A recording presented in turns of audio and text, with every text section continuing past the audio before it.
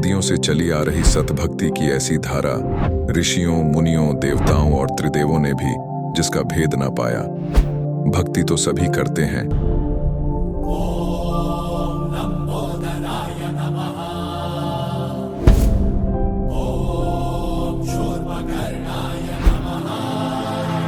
और हरदम यह सोच रहती है कि रहने के लिए आलीशान घर हो, घूमने के लिए बड़े बड़े पार्क हो, खाने पीने के लिए स्वादिष्ट भोजन हो, हम कभी बीमार ना हो, कभी दुखी ना हो और कभी भी ना मरे।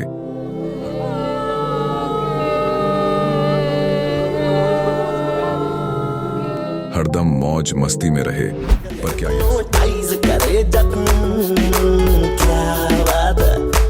पर क्या यह संभव है? हम सब इतनी भक्ति करते हैं, व्रत करते हैं, श्राद्ध निकालते हैं, कावड़ लेकर आते हैं,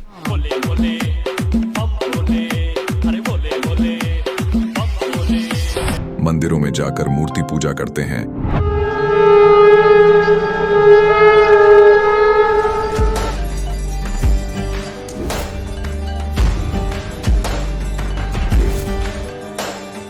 भानुकोटिभास्वरं भवाब्धितारकं परं नीलकण्ठमीप्सितार्थदायकं त्रिलोचनं कालकालमम्बुजाशमक्षशूलमक्षरम्। चर्च में जाकर प्रेयर करते हैं,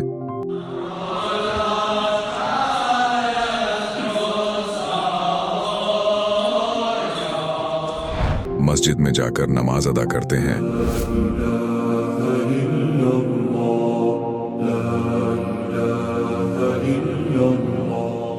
अल्लाहु अकबर कबीरा, और गुरुद्वारों में जाकर माथा टेकते हैं,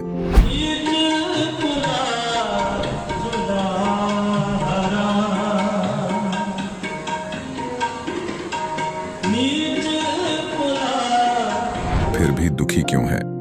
लेकिन क्या आप जानते हैं वो कौन सी भक्ति है? वो भक्ति जिसने मीरा को जहर से बचा लिया, ध्रुव और प्रहलाद की रक्षा की, अंधे को आंखें और बहरे को कान दिए, कोढ़ी को काया दी, दुखियों को सुखी जीवन दिया, मरने वाले को जीवन दान दिया और लाइलाज बीमारियों को दूर किया। जब संत रामपाल जी महाराज जी से दीक्षा ले ली थी, उसके बाद जब उनका कुछ विद इन मंथ कैंसर में राहत मिली।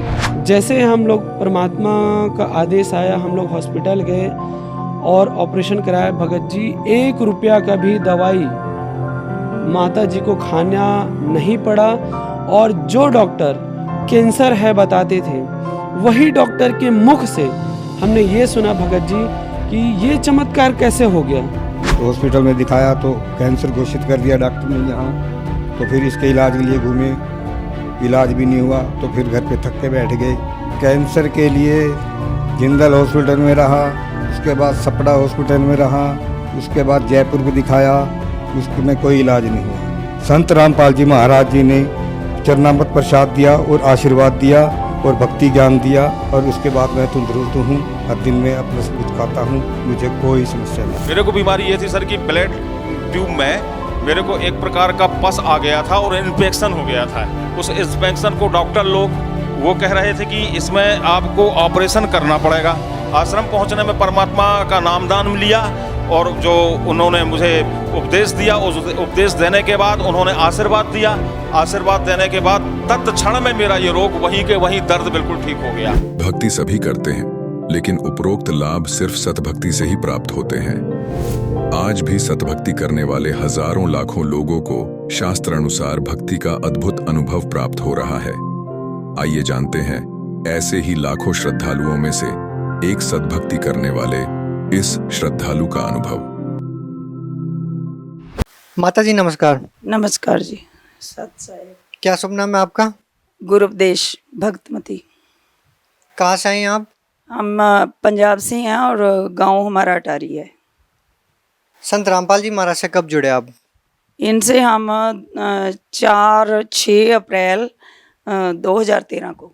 हाँ जी। संत रामपाल जी महाराज से नाम दीक्षा लेने से पहले आप क्या भक्ति साधना करते थे? उनसे पहले हमारे कबीर पंथी सीगे गुरु जी, वो उनका नाम था संत लक्ष्मण दास जी, लक्ष्मण सिंह जी, और उनसे हमने नाम लेकर रखा हुआ था। वो भक्ति करते थे हम, और गुरु ग्रंथ साहब जी को हम मानते हैं। हाँ जी। पहले जो भक्ति आप करते थे उन भक्ति को करने से आपको क्या लाभ मिला? उससे जैसे जो भी कोई दुख सुख हो गया तो वो ऐसे ही है कि परमात्मा का परमात्मा की तरफ से हो रहा है, जो दुख हो रहा है सुख हो रहा है परमात्मा की तरफ से हो रहा है, तो ऐसा है, वो ऐसे था। हाँ जी।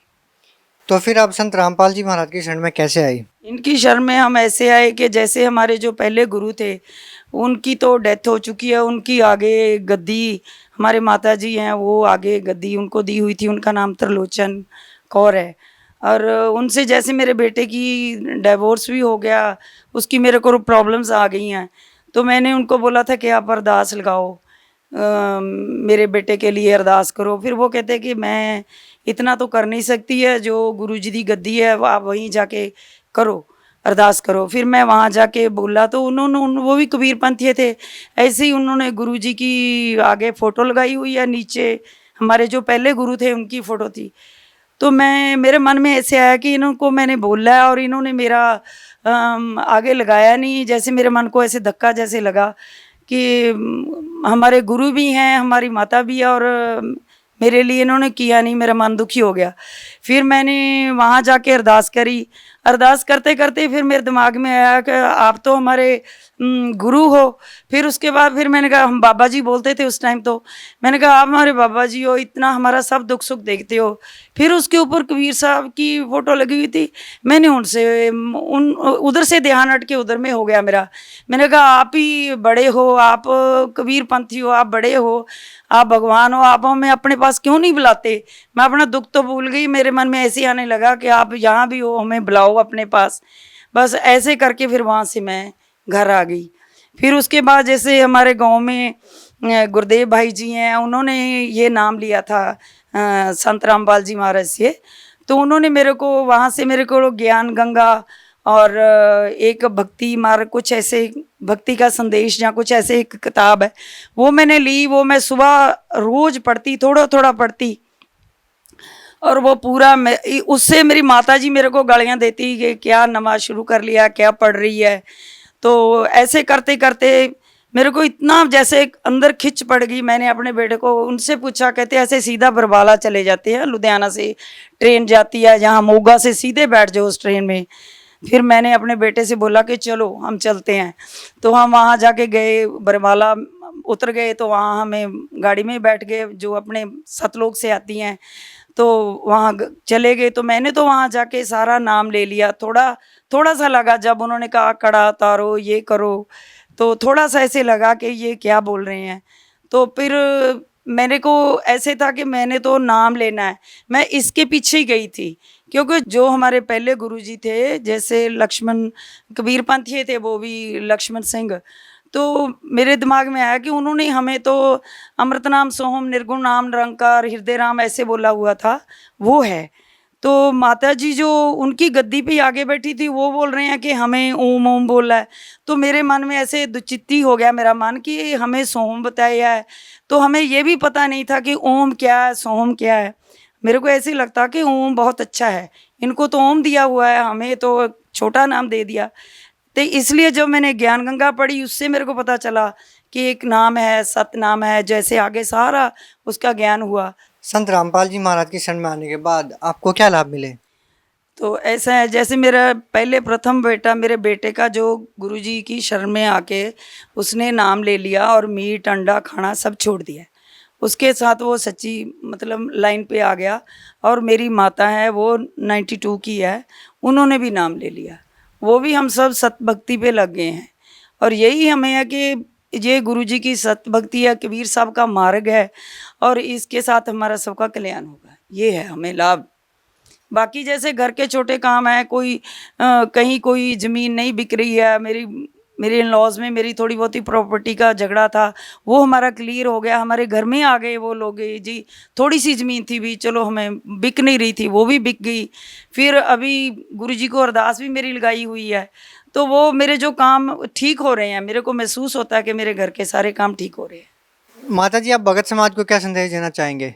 भगत समाज को मेरे यही प्रार्थना है कि सच्चे सतगुरु कबीर साहब का रूप हैं, संत रामपाल जी महाराज, ये उनका ही अवतार हैं। और उनसे नाम लो और अपना कल्याण करो, आत्मा सतलोक की प्राप्ति होगी।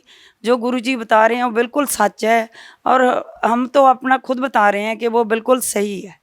और सब लोग, सब कोई भी समाज है, वो खुद बताते हैं कि जो परमात्मा है वो आगे सार नाम या दूसरा शब्द है जो उसके साथ जो हमें दुख सुख होता है वो सब सामने होता है, ठीक होता है, आत्मा के साथ होता है। बहुत बहुत धन्यवाद आपका। थैंक यू सत साहिब जी। अब जगत गुरु तत्वदर्शी संत रामपाल जी महाराज जी के सत्संग के माध्यम से उस अद्वितीय आध्यात्मिक ज्ञान के बारे में जानते हैं जिसके माध्यम से आप भी प्राप्त कर सकते हैं ऐसे आध्यात्मिक, मानसिक और भौतिक सुख जो अभी तक आपने सिर्फ मीराबाई, ध्रुव, प्रहलाद जैसे कुछ ही भक्तों की जीवन कथा में सुने होंगे। अब सुनिए तत्वदर्शी संत के संग शास्त्र अनुकूल भक्ति सत्संग, ऐसा अद्वितीय आध्यात्मिक ज्ञान जिसका है सर्वधर्मों के पवित्र शास्त्रों में प्रमाण। तत्व ज्ञान रूपी शस्त्र के द्वारा इस ज्ञान रूपी अंधकार में की गुत्थी को काटकर उसके पश्चात परमेश्वर के उस परम पद की खोज करनी चाहिए, जहां जाने के बाद साधक फिर लौटकर कभी संसार में नहीं आती। और गीता ज्ञानदाता अपनी सतिथि बताते हुए कहता है, गीता अध्याय नंबर 2 के श्लोक नंबर 12 में, गीता अध्याय नंबर 4 के श्लोक नंबर 5 और 9 में, गीता अध्याय नंबर 10 के श्लोक नंबर 2 में स्पष्ट करता है कि अर्जुन, तेरे और मेरे बहुत जन्म हो चुके हैं, उन सबको तू नहीं जानता, मैं जानता हूं। मेरे जन्म और कर्म अलौकिक हैं। मेरी उत्पत्ति को अध्याय नंबर 10 के श्लोक नंबर 2 में कहा कि मेरे जन्म को, मेरी उत्पत्ति को ये ऋषिजन और देवता ब्रह्मा विष्णु महेश ये नहीं जानते, क्योंकि ये सब मेरे से उत्पन्न हुए हैं। तो जैसे पिता की उत्पत्ति को संतान नहीं बता सकती, दादाजी बता सकते, ठीक इसी प्रकार सर्व ब्रह्मांडों का रचनहार और इन सभी जीवों की उत्पत्ति करने वाला परमात्मा ये पूर्ण ब्रह्म है, सत्य पुरुष है, कबीर साहिब है। श्रीमद् भगवद गीता अध्याय नंबर 15 के श्लोक नंबर 16 और 17 में 3 पुरुष बताए हैं। एक सरपुरुष, सरपुरुष ये काल है, ब्रह्म है, जो गीता का ज्ञान श्री कृष्ण में प्रवेश करके बोल रहा है। ये 21 ब्रह्मांड का प्रभु है, 21 ब्रह्मांड का स्वामी है। और श्री ब्रह्मा, श्री विष्णु, श्री शिव जी ये इसके पुत्र हैं।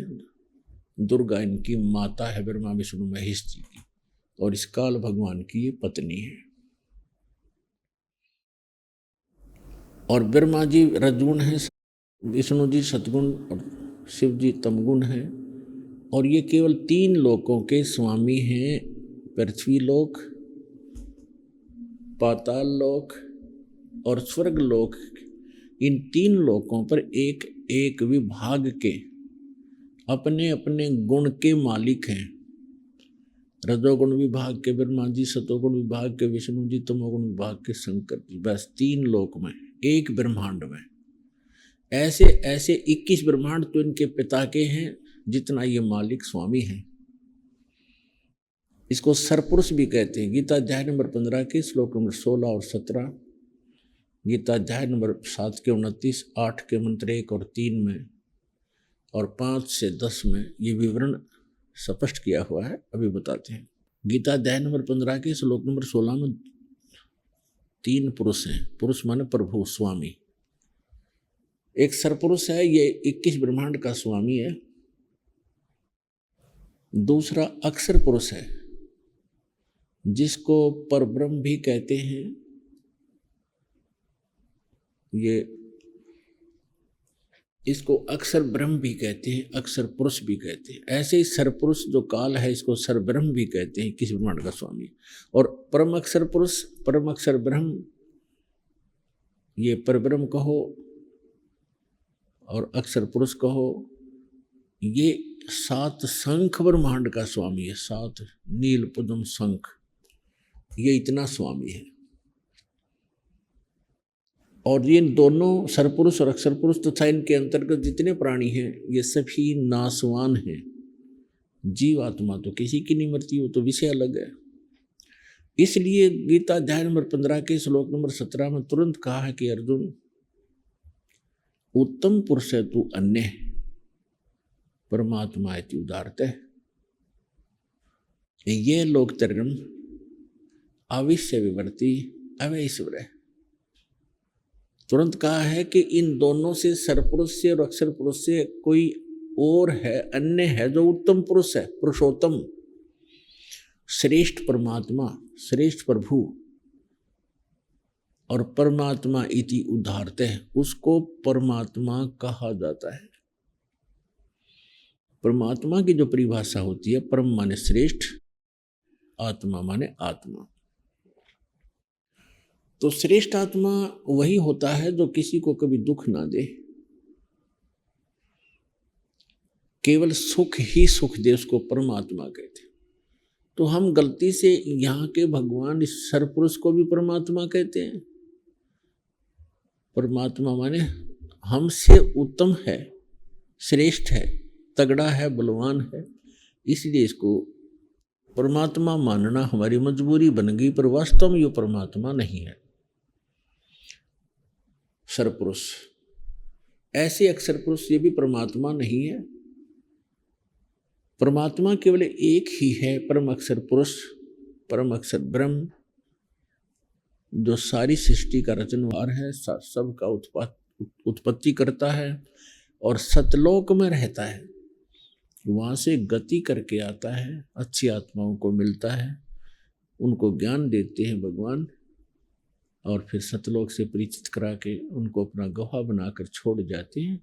उन महापुरुषों का ज्ञान और सभी सदग्रंथों में प्रमाण एक जैसे हैं, तो फिर हमने भगवान पहचानने में आसानी बहुत हो जाती है।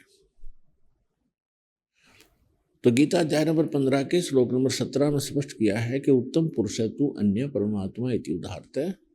और ये लोग तरम अवश्य विवर्ती अवैश्वर, जो तीनों लोकों में प्रवेश करके सबका धारण पोषण करता है। जैसे गीता अध्याय नंबर 15 के श्लोक नंबर 1 से 4 में है कि ऊपर को जड़ और नीचे को तीनों गुण रूपी शाखा वाला ये उल्टा लटका हुआ संसार रूपी पीपल का वृक्ष जानो। और जो व्यक्ति, जो संत इसके सभी विभागों से परिचित है, वो तत्वदर्शी संत है। तो परमेश्वर स्वयं सतगुरु बनकर आए थे, उन्होंने यथार्थ ज्ञान दिया था कि अक्षर पुरुष एक पेड़ है, सरपुरुष वाकी डार, और तीनों देवा शाखा है ये पात रूप संसार। तो यहाँ जो 15वें अध्याय के 17वें श्लोक में गीता जी में कहा है 3 पुरुष हैं, उत्तम पुरुष है तू अन्य, 17वें में वो कौन है, इसका प्रमाण हम यहाँ से लेंगे गीता अध्याय नंबर 7 के श्लोक नंबर 29 में। गीता ज्ञानदाता कहता है कि मैं जो ज्ञान दे रहा हूँ अर्जुन, जो इसको आश्रय बना लेता है, इस ज्ञान को आधार बना लेता है, चौथे अध्याय के 32 और 34 श्लोक में कहा है कि तत्वदर्शी संत की भूमिका करने के लिए स्वयं परमेश्वर आते हैं। वो अपने मुख कमल से यथार्थ ज्ञान, धार्मिक यज्ञों की जानकारी, अनुष्ठानों की जानकारी आप ही विस्तार से बताते हैं। वो परमात्मा के मुख कमल से उतरित वाणी में, परमात्मा के मुख से उतरित वाणी में, सच्चिदानंद घन ब्रह्म की वाणी में विस्तार के साथ कहे गए। वो तत्व ज्ञान है जो भगवान ने खुद बोला है। उस तत्व ज्ञान को तू तत्वदर्शी संतों के पास जाकर समझ, चौथे अध्याय के 34वें श्लोक। उनको दंडोत प्रणाम करने से, कपट छोड़कर नम्रता पूर्वक प्रश्न करने से वो तत्वदर्शी संत तुझे उस परमात्म तत्व का ज्ञान कराएंगे। तो उसमें बताया है कि तत्वदर्शी संत की खोज कर, और वो तत्वदर्शी संत तुझे तत्व ज्ञान का उपदेश करेंगे। तो गीता ज्ञान दाता से अन्य तो वो भगवान है जिसने वाणी बोली है, और वो ज्ञान अलग है गीता से अलग ज्ञान है जो वो तत्वदर्शी संत बताओगा। तो ये दास है वो तत्वदर्शी संत। उस परमात्मा ने रजा बख्शी अपने दास पर, आपके लिए इस दास को अनमोल ज्ञान दिया है जो आज तक हमारे ऋषि महर्षि गुरु मंडलेश्वरों को पता नहीं लगा। वो अपना भी जीवन व्यर्थ कर गए और श्रद्धालुओं को भी गुमराह कर गए। अब यहाँ गीता अध्याय नंबर 7 के श्लोक नंबर 29 में कहा कि अर्जुन, जो मेरे इस ज्ञान को आधार बना लेगा, आश्रय कर लेगा और तत्वदर्शी संत की खोज कर लेता है, जरा मरण मोक्षाय यतन्ति ते, जरा मरण मोक्षाय माम आश्रित यतन्ति ये ते ब्रह्म तत्विदु कर्षणम अध्यात्म कर्म च अखिलम। जो मेरे इस ज्ञान को आश्रय बना लेते हैं, तत्वदर्शी संत की वो खोज कर लेते हैं, वो व्यक्ति फिर जरा और मरण से, जरा माने वृद्ध अवस्था, मरण माने मृत्यु के इस कष्ट से छूटने के अर्थ ही प्रयत्न करते हैं। कौन करते हैं ऐसा प्रयत्न? जरा और मरण से छूटने का प्रयत्न कौन करते हैं? जो यहाँ के संसार की कोई वस्तु की डिमांड नहीं करते, इच्छा नहीं रखते। वो कौन है? वो हैं जो तत्ब्रह्म से परिचित हो चुके हैं और सारे अध्यात्म ज्ञान से परिचित हैं और सभी कर्मों से जो परिचित हैं, वही व्यक्ति जरा और मरण से छूटने के लिए, छुटकारा पाने के लिए प्रयत्न कर रहे होते हैं, प्रयत्नशील होते हैं। अब 8वें अध्याय के प्रथम मंत्र में अर्जुन ने पूछा, किम तत्ब्रह्म और किम अध्यात्म किम कर्म पुरुषोत्तम अधिभूत किम उच्यते। अब यहां अर्जुन ने गीता ज्ञानदाता से पूछा कि जिस तत्ब्रह्म के बारे में आपने 7वें अध्याय के 29वें श्लोक में कहा है कि जो व्यक्ति जरा और मरण से, जरा माने बुढ़ापा, वृद्धावस्था का कष्ट और मरण माने मृत्यु से छूटने का जो प्रयत्न कर रहे हैं, वे उस तत्ब्रह्म से परिचित हो चुके हैं और सारे अध्यात्म से परिचित हो चुके हैं और सभी कर्मों को वो जान चुके हैं। तो वही लोग जरा और मरण से छूटने के लिए ही भरसक प्रयत्न करते हैं। अर्जुन ने प्रथम मंत्र में पूछा 8वें अध्याय के कि किम तत्ब्रह्म, वो तत्ब्रह्म क्या है, फिर अध्यात्म क्या है और कर्म क्या है। तो गीता ज्ञान दाता ने 8वें अध्याय के 3रे श्लोक में कहा कि वो परम अक्षर ब्रह्म है। जो गीता ज्ञान दाता से अन्य परमात्मा है वो परम अक्षर ब्रह्म है। 3रे नंबर का गीता अध्याय नंबर 15 के श्लोक नंबर 16 और 17 में, 17 का इससे लिंक है, तुम पुरुष तू अन्य है, उसके विषय में गीता ज्ञान दाता यहाँ कह रहा 8वें अध्याय के 3रे श्लोक में कि वो परम अक्षर ब्रह्म है, यानी गीता ज्ञान दाता से अन्य है। और ये परम अक्षर ब्रह्म जो है ये सत्य पुरुष है, ये वास्तव में अविनाशी परमात्मा है और यही सबका धारण पोषण करने वाला संसार रूपी वृक्ष की मूल है, संसार की जड़ है, क्योंकि मूल से ही पूरे पेड़ को आहार प्राप्त होता है। इसी प्रकार ये मूल मालिक है, परम अक्षर ब्रह्म है, ये सत्य पुरुष है। इसका नाम कबीर देव है, कबीर साहब है, अल्लाहू अकबर है। अब यहां गीता अध्याय नंबर 8 के अंदर एक निर्णायक ज्ञान आ गया। गीता अध्याय नंबर 7 के श्लोक 12 से लेकर 18 तक तो गीता ज्ञान दाता ने पहले तो ब्रह्मा विष्णु महेश तीनों गुणों की जो पूजा करते हैं वह व्यर्थ बताई। फिर बताया कि मेरे विषय में केवल 4 प्रकार के ही मेरी साधना करते हैं, जैसे अर्थार्थी, अर्थ, जिज्ञासु और ज्ञानी। उन चारों में से भी 3 को रिजेक्ट किया गीता ज्ञानदाता ने और ज्ञानी को उत्तम माना है। ज्ञानी वो व्यक्ति है जिसको ये ज्ञान हुआ कि मानव शरीर केवल मोक्ष प्राप्ति के लिए ही प्राप्त होता है। दूसरा, उसको ये ज्ञान होता है कि पूर्ण संत और पूर्ण परमात्मा से मोक्ष संभव है। आन उपासना से, अन्य पूजाएं करने से, अन्य देव की पूजा करने से मोक्ष संभव नहीं है। वो इतने परिचित हो चुका होते हैं कि अन्य देवताओं की पूजा नहीं करते हो, तो उनको तत्वदर्शी संत ना मिलने से उन्होंने ब्रह्म को, इस गीता ज्ञान दाता को, वेद ज्ञान दाता को, जिसका ओम नाम है, इसको पूर्ण परमात्मा मान के इस पे डिवोटेड हो गए, समर्पित हो गए।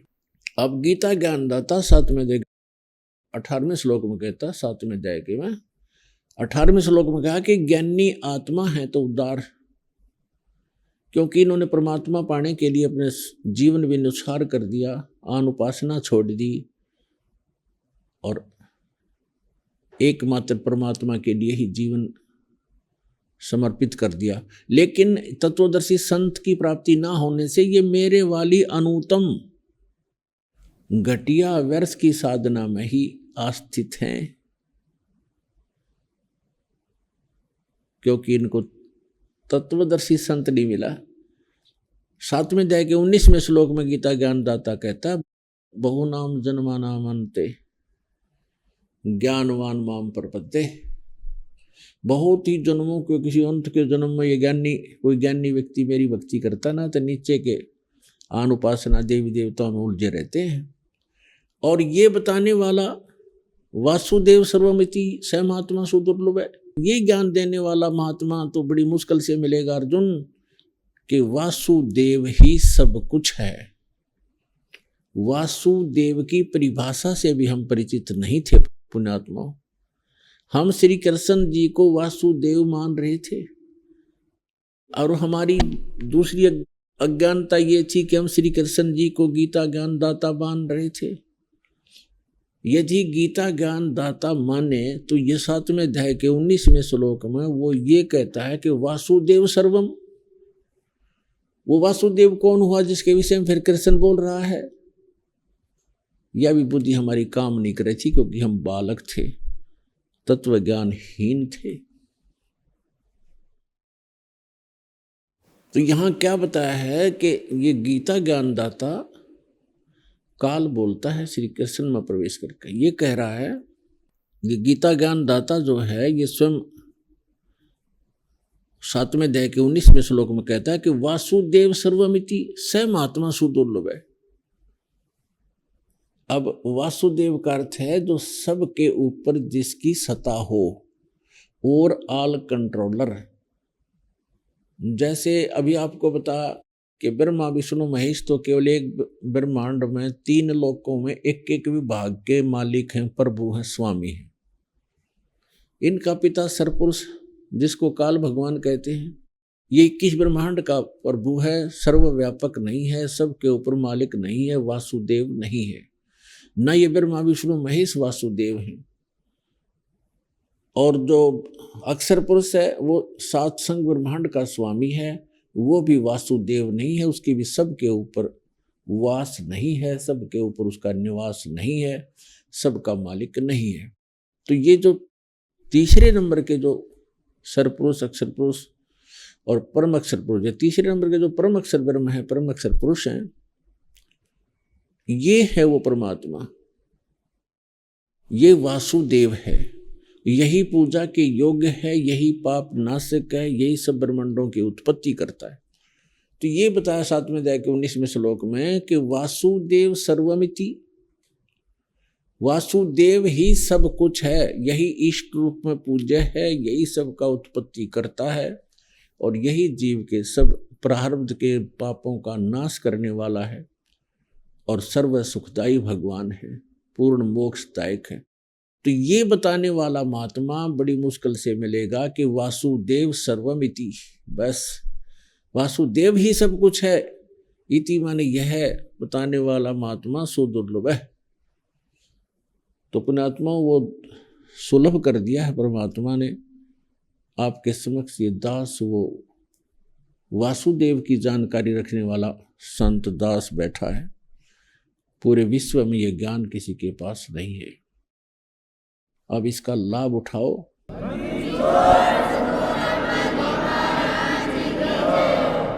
अब हम पुनः आते हैं गीता अध्याय नंबर 7 के अंदर।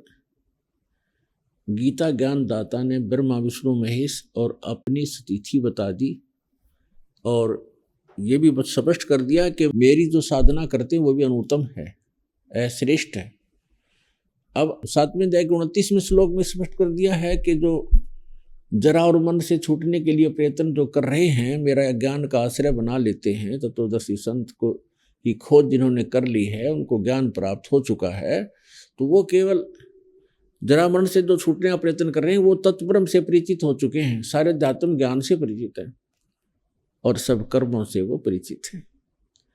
अब 8वें अध्याय के एक प्रश्न में, एक मंत्र में प्रश्न किया अर्जुन ने कि किम तत्ब्रह्म, उसका उत्तर दिया गीता ज्ञानदाता ने 8वें अध्याय के 3रे श्लोक में कि वो परम अक्षर ब्रह्म है। अपनात्मा गीता ज्ञानदाता स्पष्ट कर चुका है कि तेरे और मेरे बहुत जन्म हो चुके अर्जुन, और मेरी जन्म और उत्पत्ति को कोई नहीं जानता, क्योंकि ये सभी यहाँ के 21 ब्रह्मांड के व्यक्ति जीव जितने मेरे से उत्पन्न हुए हैं, ब्रह्मा विष्णु महेश देवता और ऋषि। 10वें अध्याय के 2रे श्लोक में स्पष्ट करते हैं। अब यहाँ ये स्पष्ट आ गया, निर्णायक मोड़ पर आ गया है ज्ञान के गीता ज्ञानदाता 8वें अध्याय के 5 और 7 मंत्र में कहता है कि अर्जुन तू युद्ध भी कर और मेरा सिमरन भी कर, और मुझ में समर्पित होकर मेरी भक्ति करेगा तो मुझे प्राप्त होगा, लेकिन जन्म मृत्यु तेरी भी रहेगी मेरी भी रहेगी, शाश्वत स्थान नहीं मिल सकता। 15वें अध्याय के 4थे श्लोक में कहा है कि जहाँ परमेश्वर के उस परम पद की खोज करनी चाहिए जहाँ जाने के बाद साधक फिर लौटकर कभी संसार में नहीं आते, और जिस परमेश्वर ने सब ब्रह्मांडों की रचना की है केवल उसी की भक्ति करो, गीता ज्ञानदाता कहता है। तो उसमें लिखा है कि जो वहां जाने के बाद उस परमात्मा की भक्ति करने वाले पुनः लौटकर संसार में कभी नहीं आते, उनका जन्म मृत्यु नहीं होता। तो ये जो वास्तविक मोक्ष है, तो ये गीता ज्ञानदाता स्पष्ट कर रहा है कि मेरी भक्ति से नहीं हो सकता। 8वें अध्याय के 13वें श्लोक में गीता के अंदर गीता ज्ञानदाता कहता है ओम इति एकाक्षरम ब्रह्म व्यवहारण माम अनुसमरण ये परियाति तजंदेहम सयाति परमाम गतिम। मुझ ब्रह्म का केवल एक ओम अक्षर है, नथिंग एल्स, इसके अतिरिक्त कुछ नहीं। और जो अंतिम श्वास तक सिमरन करता हुआ, इसका जाप करता हुआ शरीर छोड़कर जाता है तो ओम से मिलने वाली ब्रह्म गति प्राप्त होती है। ओम से कौन सी ब्रह्म गति प्राप्त होती है? ब्रह्मलोक प्राप्त होता है। श्री देवी भागवत यानी देवी पुराण के अंदर हिमालय को ज्ञान देते समय देवी जी कहती हैं स्वयं के हिमालय राजा एक ब्रह्म का जाप कर, ओम उसका नाम है, ओम को पाना उद्देश्य रख और सब बातों को छोड़ दे, मेरी पूजा भी मत कर, ओम का जाप कर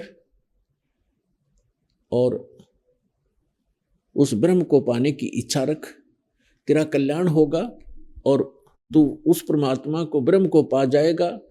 और वो है ब्रह्म, ब्रह्मलोक रूपी दिव्य आकाश में रहता है। अर्थात ओम नाम का जाप करने वाला ब्रह्म की साधना कर रहा है, वो ब्रह्मलोक में रहता है, तो उसको ब्रह्मलोक प्राप्ति हो जाएगी। गीता अध्याय नंबर 8 के श्लोक नंबर 16 में कहा है कि ब्रह्मलोक में गए हुए प्राणी भी पुनरावृत्ति के अंदर है अर्जुन, उनका भी जन्म मृत्यु सदा बना रहेगा। तो यहाँ गीता ज्ञानदाता 8वें अध्याय के 5 और 7 में कहता है कि अर्जुन तू युद्ध भी कर, मेरा सिमरन भी कर। मेरी भक्ति करेगा तो युद्ध करना पड़ेगा, शांति नहीं हो सकती। जहां युद्ध वहां शांति कहाँ। अब 18वें अध्याय के 62वें श्लोक में, गीता अध्याय नंबर 15 के 4 में, 18वें अध्याय के 62वें श्लोक में, 18वें अध्याय के 66वें श्लोक में गीता ज्ञानदाता कहता है कि तू सर्वभाव से उस परमेश्वर की शरण में जा, परम अक्षर ब्रह्म की शरण में।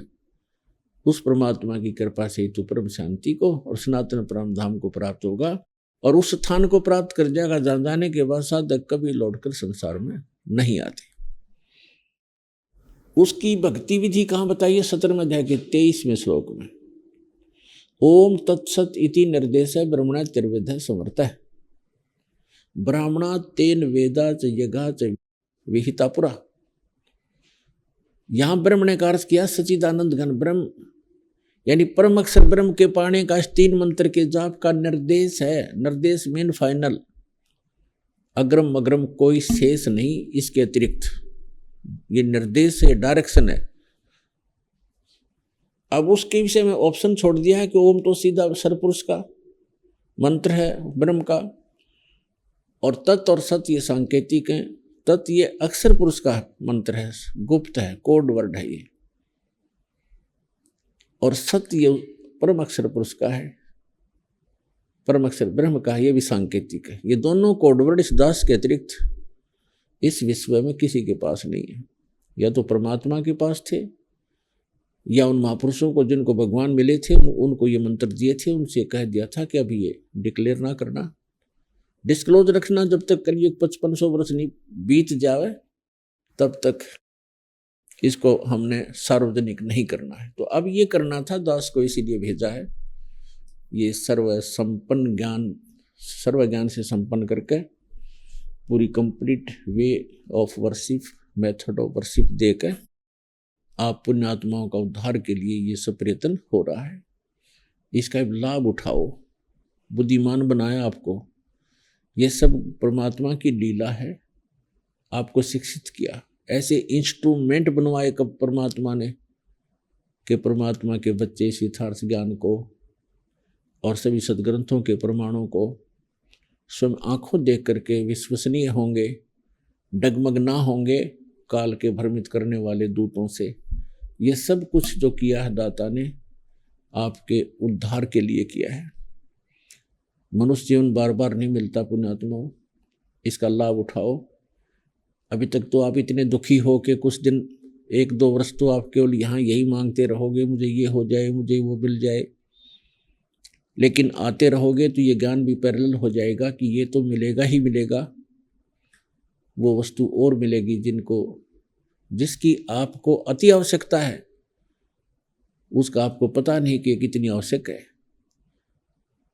हम आपको यहाँ बुलाते हैं, इसलिए बुलाते हैं कि एक तो सत्संग में आने से पुण्य बहुत होते हैं। इतने समय तो आप पापों से बचते हो, आप घर पे रहते हो, व्यवसाय में जाते हो, कोई रोजगार करता है किसी भी प्रकार का, ना जाने कितने पाप दिन रात करते रहते हो एक रोटी के लिए ही। और जब आप इधर आने की सोचना प्रारंभ करते हो, उसी समय आपके पुण्य प्रारंभ हो जाते, उसी समय आपके पुण्य प्रारंभ हो जाते हैं, भगवान की चिंतन शुरू हो जाता है। और यहाँ जितनी देर रहते हो भगवान की चर्चा करते हो, सेवा करते हो और सत्संग सुनते हो, मत पर प्रणाम करते हो, रह कर, तो इस तरह आपके पुण्य बढ़ रहे हैं। तो प्रसंग चल रहा है कि 17वें अध्याय के 23वें श्लोक में उस परमात्मा के पाने के 3 मंत्र का निर्देश है। ओम तत्सत। ओम और तत् मिलकर ये सतनाम बनता है। तत् सांकेतिक है, ये 2 मंत्र का जाप है, 2 अक्षर का, और इसको श्वास उश्वास से जाप किया जाता है। इसलिए कबीर साहब कहते हैं, श्वास उश्वास मन नाम जपो, व्यर्था सांस मत खो,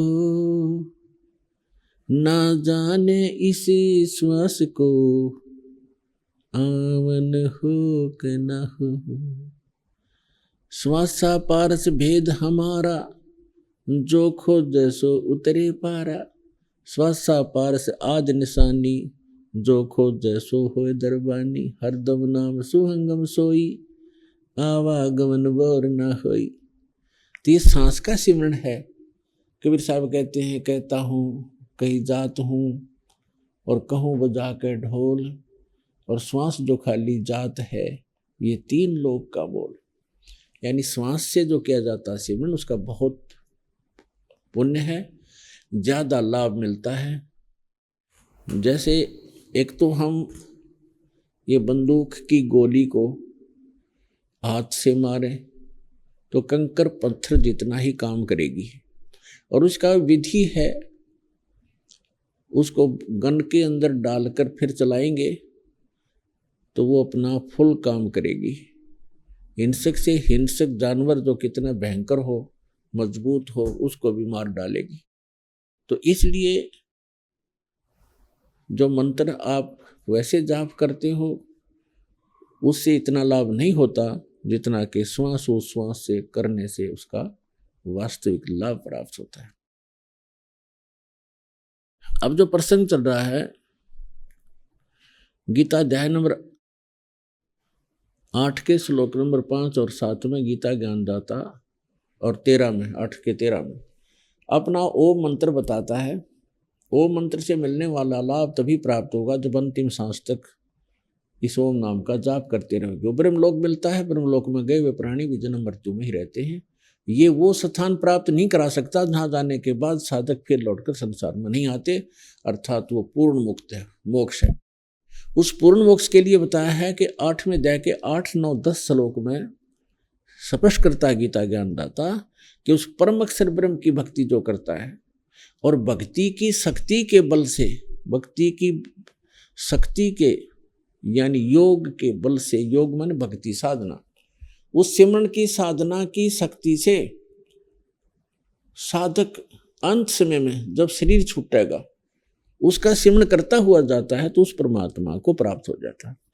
यानी उसकी भक्ति करने वाला, परम अक्षर ब्रह्म की भक्ति करने वाला उसको प्राप्त हो जाता है, और मेरी साधना करने वाला मेरे ब्रह्मलोक में आ जाता है। लेकिन जन्म मृत्यु बनी रहेगी, और परम अक्षर ब्रह्म की साधना करने वाला जो परम अक्षर ब्रह्म है उसका 3 मंत्र का जाप है, उसकी साधना करने वाला फिर कभी जन्म मृत्यु में नहीं आता। तो पुण्यात्मा, वो वास्तव में अविनाशी परमात्मा है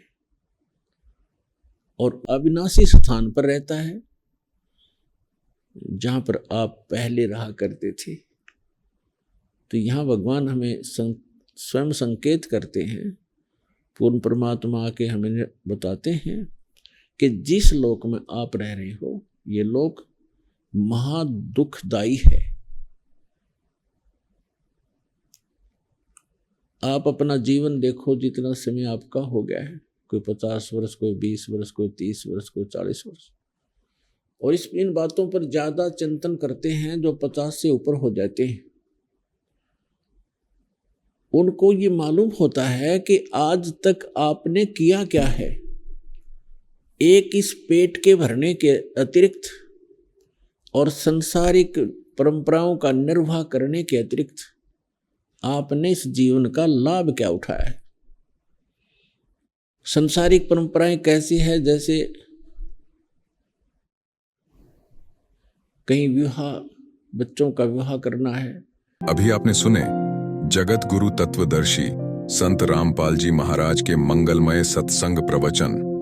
आइए अब सुनते हैं उन भक्तों के अनुभव जिन्होंने संत रामपाल जी महाराज के प्रमाणित ज्ञान से प्रभावित होकर नाम दीक्षा लेकर अनेकों लाभ प्राप्त किए। नमस्कार जी। नमस्कार। क्या नाम है जी आपका? जी मेरा नाम डॉक्टर शोभा सिन्हा है। शोभा सिन्हा जी, आप कहाँ से हैं? मैं झारखंड राज्य के बोकारो जिले से हूँ। संत रामपाल जी महाराज से नाम दीक्षा आपने कब ली? मैंने संत रामपाल जी महाराज जी से नाम दीक्षा 18 जून 2021 को ली। शोभा जी, आपने क्या क्या भक्ति साधनाएं की हैं, कृपया हमारे दर्शकों को बताएं। हाँ, मैं जो लोक वेद में प्रचलित है वही साधनाएं किया करती थी। ऐसे तो मैं बहुत धार्मिक प्रवृत्ति की नहीं थी कभी भी, लेकिन हाँ, मैं अंधविश्वासी ज़रूर थी। जो लोग भी कहते थे कि मुझे ऐसा लगता था कि साधु संतों के पास हर समस्या का समाधान ज़रूर होता है, तो मैं भी उसी तरह चक्कर में ज़रूर फंसी हुई थी। और उन्हीं के कहने पर मैं बजरंग बली की पूजा करने लगी। मैं हर शनिवार को जाती थी जल डालने के लिए, दीपक जलाने के लिए, और मैंने ये अनवरत नाम दीक्षा लेने से 5-6 साल पहले तक पूरा किया। इसके अलावा मैं ज़्यादा कुछ नहीं करती थी। शोभा जी, आपने बताया कि आप पारंपरिक पूजाएं करती थीं, तो फिर संत रामपाल जी महाराज जी के शरण में आने का क्या कारण बना? जी, मैं जो भी पूजाएं करती थी उनसे मुझे हमेशा मैं कुछ उम्मीद में करती थी कि ये मेरे साथ अच्छा होगा, अब मेरे साथ अच्छा होगा, लेकिन ऐसा नहीं हुआ। हमेशा मेरे को साथ तकलीफ़ें ही रहीं। 2021 में मैंने जब नाम दीक्षा ली, उससे 5-6 साल पहले से मुझे सर दर्द रहती थी। मुझे बहुत भयंकर दर्द होता था, इतना तेज़ दर्द होता था कि मैं एक दिन में 3-3 गोलियां खाती थी, इंजेक्शन लेती थी। हर दूसरे-तीसरे दिन मेरा सर दर्द वैसे ही रहता था, और उसके साथ उल्टी की समस्या। मैं बिस्तर पर लेटी रहती थी, एकदम मेरा लाइफ ख़त्म हो गया था। तो और उसके बाद मेरे को एक और प्रॉब्लम थी कि मुझे छाती में दर्द हुआ। 2018 की बात है, मुझे छाती में बहुत तेज़ दर्द हुआ। मैं डॉक्टर के पास गई उसके लिए, तो उन्होंने मुझे दवाइयाँ दी, मैंने खा लिया। लेकिन 1 महीने बाद फिर से मुझे सेम दर्द हुआ, जिसमें कि मैं बिस्तर से उठ नहीं पाती थी, सांस लेने में तकलीफ़ होती थी, और जब भी मैं सांस लूँ मेरी छाती में बहुत तेज़ दर्द होता था। लगता था कि मैं सांस जैसे ही लेती हूँ मुझे बहुत तकलीफ़ होने लगती है। तो उसके बाद मैं फिर डॉक्टर के कहने पर मैंने चेस्ट एक्सरे कराया। चेस्ट एक्सरे में भी कुछ खास नहीं निकला, लेकिन एक शैडो नज़र आया। तो इस आधार पर डॉक्टर ने कहा कि आप बाहर जा कर के कुछ अच्छी तरह से जांच कराइए। तब मैं सर गंगाराम हॉस्पिटल गई 2018 में, सितंबर 2018 में मैं गंगाराम हॉस्पिटल गई दिल्ली। उसके बाद वहाँ पर मेरा 15 से 16 दिन तक लगातार मेरा हर तरह का टेस्ट हुआ, जिसमें जितने भी ट्यूमर्स होते हैं, कैंसर के जो होते हैं, सारा जांच हुआ मेरा। उसमें मुझे डायग्नोज हुआ कि मेरे को ट्यूमर है चेस्ट वॉल में, फाइब्रोजिंग मेडिस्टिनाइटिस जिसका नाम है, और इसमें वो इस पोजीशन पर है कि उसका ऑपरेशन नहीं किया जा सकता है। लेकिन उसके कारण मुझे, हाँ, अगर वो साइज में बढ़ता है तो वो फिर प्रॉब्लमेटिक हो सकता है। तो मुझे हमेशा ये बोल दिया गया कि आपको ठंड नहीं लगनी चाहिए, एलर्जी नहीं होनी चाहिए, वरना जब भी आप खांसोगे, छींकोगे तो उस पर प्रेशर पड़ेगा, हो सकता है कि वो आपका बिगड़ जाए। इस डर में मैं हमेशा जीती रहती थी, लेकिन मेरे पास कोई उपाय नहीं था। मैं जो भक्ति कर रही थी मुझे ज़रा भी इसमें लाभ नहीं हो रहा था, मैं दवाइयाँ खा रही थी। फिर क्या हुआ कि कोरोना का टाइम आ गया। 2021 मार्च 2021 में मेरे हस्बैंड का डेथ हो गया कोरोना की वजह से। उसके बाद तो मैं बिल्कुल ही टूट गई। मुझे लगने लगा कि कुछ नहीं मेरे साथ अच्छा हो रहा है, सब बुरा ही बुरा हो रहा है। तो फिर मैंने सोचा कि भगवान, ये जो मैं पूजा कर रही हूँ, जो भी सही में, मैं पहले जो धार्मिक प्रवृत्ति की नहीं थी, लोगों के कहने पर मैं पूजा तो करने लगी बजरंगबली की, लेकिन फिर मुझे लगा कि नहीं, भगवान सही में नहीं है। भगवान होते तो मुझे इतना दुख नहीं देते। करीब मार्च 2021 के 2 महीने बाद तक, मतलब कि मेरा लाइफ ख़त्म हो गया था। मैं रात में उठ करके रोती थी। तो मुझे लगता था कि इतना कम उम्र में जैसे चले गए वैसे ही मैं भी चली जाऊंगी एक दिन, मेरे बच्चे अनाथ हो जाएंगे। मेरे दोनों बच्चे अभी पढ़ रहे हैं, छोटे ही हैं। तो मैं हमेशा सोचती थी कि मेरा फिर क्या होगा, मैं भी इसी तरह चले जाऊंगी जैसे कि वो चले गए। मेरे को भी कोरोना हुआ था, मैं भी डर रही थी। मेरे पास तो डरने का रीज़न था कि मेरे पास मैं चेस्ट वॉल में ट्यूमर लेके घूम रही हूँ फिर से। हाँ, और इसी बीच 2021 में ही, तो जब मेरे हस्बैंड का डेथ हुआ तो उसी मंथ में मुझे जाना था दिल्ली फिर से चेकअप के लिए। मैं हर साल जाती थी, कोरोना की वजह से नहीं जा पाई थी। तो 2021 में मैं जब गई तो उसी समय मेरा पूरा सीटी एब्डामन भी हुआ। उस समय मुझे पता चला कि मेरा लेफ़्ट किडनी काम ही नहीं करता है। तो वो दीक्षा लेने से पहले की बात है, मार्च की बात है, मार्च 2021 की। तो मेरा लेफ़्ट किडनी काम ही नहीं करता है। तो फिर मुझे इतना शौक लगा कि मैं वहीं दिल्ली में ही डॉक्टर के सामने ही मेदांता हॉस्पिटल में, वहीं पर मैंने गुड़गांव में मेदांता हॉस्पिटल में मैं बैठ कर रोने लगी। मैं बहुत बोलने लगी। वहीं पर मैं एक तरह से विक्षिप्त अवस्था में आ गई कि अब तो मेरे को कोई नहीं बचा सकता है। अब मेरा सब कुछ ख़त्म हो गया है, सब कुछ। अब तो मेरे पास किडनी भी नहीं रहा, एक किडनी अब है, उसमें अगर थोड़ा सा भी कुछ प्रॉब्लम आ जाएगा तो फिर मैं एज अ डॉक्टर जानती थी कि फिर उसके बगैर तो मेरा जीना मुश्किल है। और मेरी आर्थिक स्थिति ऐसी नहीं थी, क्योंकि डॉक्टर ने मुझे कह दिया था कि उस किडनी में ज़रा भी प्रॉब्लम हुआ आपको तो सीधे रीनल ट्रांसप्लांट के अलावा कोई चारा नहीं है। मेरी आर्थिक स्थिति भगत जी, मैं डॉक्टर हूँ, मैं सरकारी डॉक्टर हूँ और मैं बहुत ईमानदारी से डॉक्टरी करती हूँ। मैं किसी से एक पैसा किसी भी काम के लिए मैं नहीं लेती। उसके बाद मैं बिल्कुल ही टूट गई थी। अब मुझे कोई नहीं बचा सकता है। मेरी मम्मी पापा मेरे को देख देख करके परेशान हो जाते थे कि मेरी बेटी इतनी योग्य है, सब इसको पसंद करते हैं हॉस्पिटल में, घर में, लेकिन ये तो बिल्कुल टूट रही है, ये ख़त्म हो रही है। उसी बीच किसी भगत जी ने मेरी मम्मी को ज्ञान गंगा पुस्तक ला करके दिया। तब मम्मी ने उनसे मेरे बारे में बताया कि मेरी बेटी के साथ ऐसे ऐसे हुआ है। तब उन्होंने कहा कि आप अपनी बेटी को ये पुस्तक ज़रूर दीजिए पढ़ने के लिए, बहुत शांति मिलेगा। तो मेरी मम्मी लेकर आई मेरे पुस्तक को, और जीने की राह और ज्ञान गंगा 2 पुस्तक उन्होंने मुझे दिया। मैं धीरे धीरे पढ़ना शुरू की। उस समय मैं ड्यूटी जाती थी, लेकिन मैं बिल्कुल हंसती नहीं थी। मतलब ऐसा लगता था कि नहीं, मैं कभी भी मर जाऊंगी, मुझे हंसने का कोई राइट नहीं है, मैं कभी भी चले जाऊंगी। तो 20 से 25 दिनों में भगत जी मैंने वो पूरी की पूरी पुस्तक ख़त्म कर दी। और उसके बाद मुझे मतलब कि सिर्फ मैंने मम्मी को फ़ोन किया कि मम्मी जी मुझे दीक्षा लेनी है। जब मम्मी को पता चला, मेरे पूरे घर वालों को पता चला, मेरे पापा को पता चला, मेरे भाई बहनों को पता चला, उन्होंने सबने विरोध किया। बोला कि दीदी तुमको क्या हो गया है, तुम पागल हो गई हो क्या, जीजा जी चले गए हैं इसलिए तुमको क्या लग रहा है, तुम अकेली हो, तुम्हारे साथ कोई नहीं है। हम बोले हाँ बाबू, कोई नहीं है मेरे साथ, किसी के साथ कोई नहीं होता है, कोई परिवार किसी का काम नहीं आता है। फिर मुझे लगने लगा कि नहीं, मुझे दीक्षा लेना है, यही एक मार्ग। मुझे इतना अच्छा लगने लगा, मुझे लगा कि संत रामपाल जी महाराज जी को अगर मैं पहले से जानती होती तो मैं पहले से उनके पास चली जाती, तो शायद मुझे इतनी तकलीफ नहीं होती। लेकिन ठीक है, जब मुझे पता चला, मैं उस चीज़ को गंवाना नहीं चाहती थी। मेरे भाई बहनों ने कहा दीदी कम से कम 1 महीना रुक जाओ, अभी 1 महीना तो देख लो। हम बोले 1 महीना किसने देखा है बाबू, 1 महीना तो बहुत होता है, यहाँ कल का ठिकाना नहीं है, 1 महीने का क्या करें। तो फिर सब लोग मेरे अथी के सामने मजबूर हो गए। उन्होंने मुझे नाम दीक्षा लेने से नहीं रोका, मैंने नाम दीक्षा लिया और वही 18 जून 2021 को मैंने संत रामपाल जी महाराज जी से नाम दीक्षा लिया। शोभा जी, बताया जाता है कि जब इंसान परेशान होता है तो डॉक्टर्स के पास जाता है अपनी बीमारी के इलाज के लिए। आप एक सीनियर डॉक्टर हैं, आप खुद डॉक्टर होते हुए भी संत रामपाल जी महाराज जी के शरण में गईं अपनी परेशानियों को लेकर। क्या हम ये समझ सकते हैं कि आपका इलाज डॉक्टर्स के पास नहीं था, ऐसा ही कुछ है, या आप ठीक ही नहीं हो पा रही थी? क्या कारण था? हाँ, मेरा इलाज डॉक्टरों के पास नहीं था। डॉक्टर ने तो खुद बोल दिया था कि आपका जो ट्यूमर है उसको हम लोग ऑपरेट करके निकाल नहीं सकते हैं, ये आपके उस जगह पर उसी तरह फिक्स पड़ा रहेगा। तो भाई जो चीज़ वहाँ पड़ा रहे, मुझे पता है कि वो मेरे लिए हानिकारक है, वो निकल नहीं सकती है, तो मेरा लाइफ आप सोचिए कैसा होगा। मेरे प्रॉब्लम का इलाज डॉक्टर के पास नहीं था। अगर वो ऑपरेट करके निकाल देते तो वो इलाज होता, लेकिन वो नहीं था। शोभा जी, आपने बताया कि आप एक डॉक्टर हैं और आपकी जो परेशानियां थी, बीमारियां थी, उनका इलाज डॉक्टर्स के पास नहीं था, इसलिए आपने संत रामपाल जी महाराज जी को अपना गुरु बनाया। कहते हैं कि जो श्रद्धालु संत रामपाल जी महाराज जी की शरण में जाते हैं उनको लाभ जरूर होते हैं। तो क्या आपके साथ भी कुछ ऐसे अनुभव हुए? जी, मुझे बहुत सारा लाभ हुआ है, मैं गिना नहीं सकती, इतने सारे मुझे लाभ हुए हैं।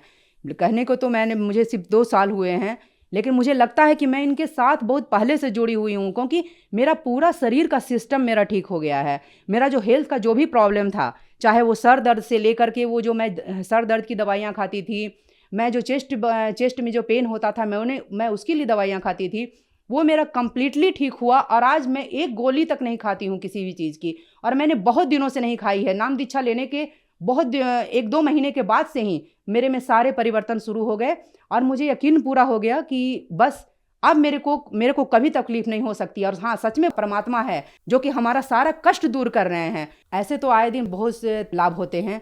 एक दिन मुझे रात में मतलब कि अचानक से 2 बजे मेरा पेट खराब होने लगा, मैंने फील होने लगा। मैं गई तो मुझे इतना लूज मोशन होने लगा कि मैं परेशान हो गई। और उसके बाद मैंने परमात्मा के सामने अरदास लगाया, और मुझे कहा गया था कि आपका सिर्फ एक ही किडनी है, आप कोई पेन किलर नहीं ले सकते हो, कोई भी एंटीबायोटिक आप अवॉइड करना, नहीं तो उसके लिए दिक्कत है। तो फिर उस हालत में मैं तो बिल्कुल मतलब कि परमात्मा के फ़ोटो के सामने बिल्कुल जाकर के खड़ी हो गई, रोने लगी कि परमात्मा ये क्या हो, मैंने ये कैसे हो गया, और मैं दवाइयाँ नहीं खा सकती, आपको ठीक करना होगा, ऐसे ही ठीक करना होगा।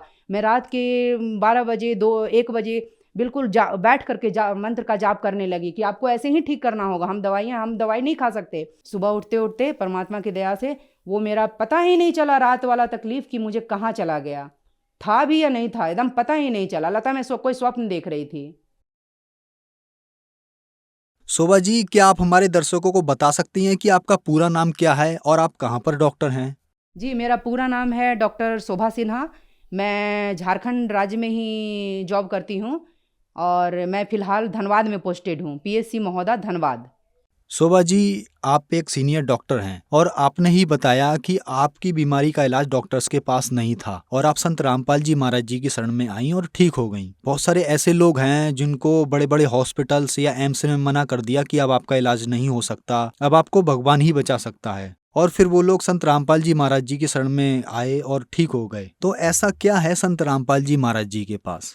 जी, संत रामपाल जी महाराज पूर्ण ज्ञान देते हैं। जो शास्त्र के विधि साधना है वो बताते हैं, जो कि और कहीं पर नहीं बताया जाता है। जो डॉक्टर्स जो लोग हैं वो लोग वही इलाज कर सकते हैं जो कि उनके पास जो साधन है, जो माध्यम है, उसी से जो है वो कर सकते हैं। इसके अलावा उनके पास कोई चारा नहीं है, क्योंकि डॉक्टर भी एक जगह आकर के हाथ खड़ा कर देते हैं और फिर वो बोलते हैं पेशेंट को, उसके मतलब रिलेटिव को, कि अब जो करेगा ऊपर वाला करेगा। तो लास्टली कहीं ना कहीं डॉक्टर को भी लगता है कि वो सुप्रीम पावर तो वो तो है ही नहीं कुछ, उसके ऊपर ही कोई और है।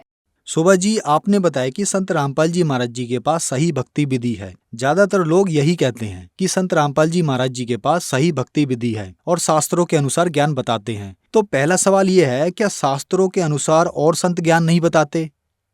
नहीं, संत रामपाल जी महाराज जो शास्त्र विधि के अनुसार साधना बताते हैं वो गीता, पुराण, वेद, कुरान शरीफ, पवित्र बाइबल और पवित्र गुरु ग्रंथ साहिब, ये सबको पढ़ करके बताते हैं और वो खोल खोल करके दिखाते हैं कि भाई कहाँ पर क्या लिखा हुआ है। हमारे जो पंडित लोग हैं ये सब वही चीज़ को फॉलो करते हैं, लेकिन वो कभी उसका मतलब नहीं बताते, क्योंकि शायद उनको पता ही नहीं है उनका मतलब, इसीलिए। लेकिन संत रामपाल जी महाराज उन सभी को खोल खोल करके किताबों को बता रहे हैं कि आज का समाज पढ़ा लिखा समाज है, अब आप पढ़िए। आप पहले की तरह नहीं है कि ब्राह्मण लोग किसी को कुछ भी बोल देते थे, पंडित लोग, तो उसको फॉलो करने के लिए वो बाध्य हो जाते थे। नहीं, आज हमारे पास ज्ञान है, हम पढ़ सकते हैं, हर तरह से बताया जा रहा है, इतने अध्याय में, इतने श्लोक नंबर में ये मतलब लिखा हुआ है।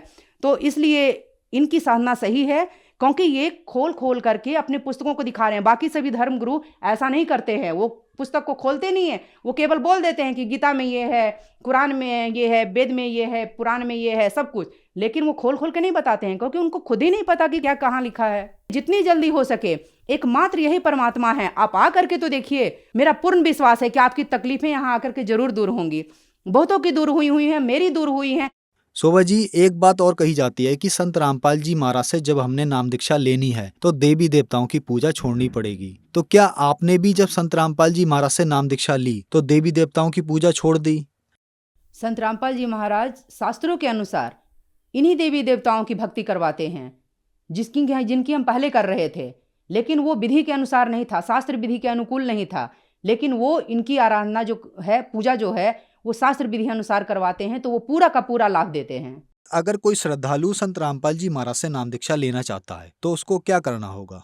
जी, आजकल बहुत सारे चैनलों पर संत रामपाल जी महाराज जी का सत्संग आता है, उसके नीचे एक पट्टी चलती है जिस पर नंबर लिखे रहते हैं बहुत सारे, उन पर फ़ोन करके आप कोई भी अपने नज़दीकी नाम केंद्र का पता कर सकता है और वहाँ जाकर के दीक्षा ले सकता है, नाम ले सकता है और अपना कल्याण करवा सकता है। शोभा जी, हमारे चैनल पर अपने अनुभव बताने के लिए आपका बहुत बहुत धन्यवाद। सत साहेब।